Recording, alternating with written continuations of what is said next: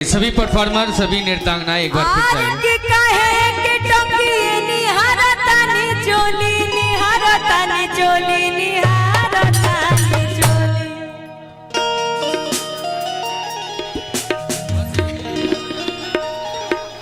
आदेश है तो पूरा करना पड़ेगा भाई, मुखिया जी का आदेश है। हे मुखिया जी, हे मुखिया जी, हे मुखिया जी, मन होके त बोली अरे की कहे के टकिए निहरतानी चोली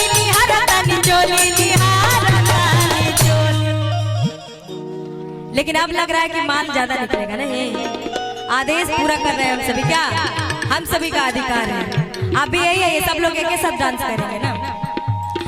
आर की कहे के टकिए निहरतानी चोली निहरतानी चोली निहरतानी चोली।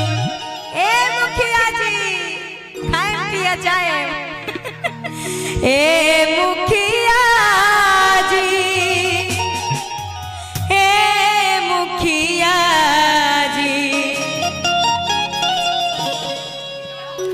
हे मुखिया जी, मन होके त बोली खाई तरंग खाई बड़ा वाला गोली। हे मुखिया जी, मन होके त बोली खाई तरंग खाई। लेकिन जितने लोग हैं सब लोगों को मिले तो अच्छा लगेगा, क्या मुखिया जी? सही बात है ना, तो छुपाइए मत, आप खाली बैठे और आदेश दिलवा रहे हैं ये गाना बोलो। हर की कहे के टकिए निहरतानी चोली निहरतानी चोली निहरतानी चोली। ए मुखिया जी, ए मुखिया जी। अच्छा आप आदेश किए है ना, आप एक बार डांस करिए। हे मुखिया जी, मन होके त बोली खाई तरंग खाई बड़ा वाला गोली। हे मुखिया जी, मन होके त बोली खाई तरंग खाई बड़ा वाला गोली। काहे के टकिए निहरतानी चोली निहरतानी चोली निहरतानी। हे मुखिया जी, हे मुखिया जी, हे मुखिया जी, मन होके त बोली खाई तरंग खाई बड़ा वाला गोली।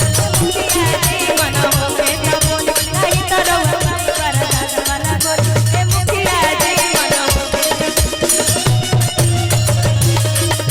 हे मुखिया जी, मन होके। चलिए बहुत बहुत धन्यवाद आप सभी को। अच्छा लगा हो तो एक बार ताली बजा दीजिए, अपना आशीर्वाद दीजिए।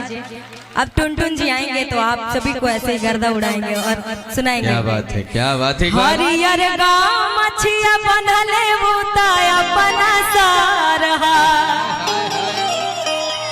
अरे की हरियर गाँव मछिया बनले बुताया अपना सारहा।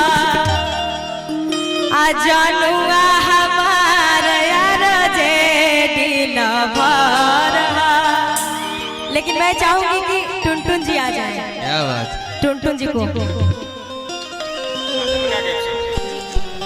आइए। बहुत बहुत शुक्रिया और बहुत बहुत धन्यवाद। चाहूंगा एक बार जोरदार तालियां हमारे अंजलि भारती के लिए होनी चाहिए। बस एक ये लास्ट। अरे की हरियर गाँव मछिया बनले उताया अपना सारहा। हरियर गाँव मछिया बनले उताया अपना सारहा। अरे की जानुआ हमार अरे जे दिल भरहा। जानुआ हमार अरे जे दिल भरहा।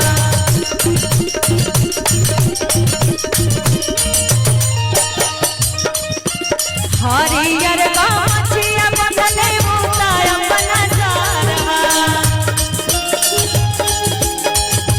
क्या बात है? अरे हरियर गाँव मछिया बनले उताया अपना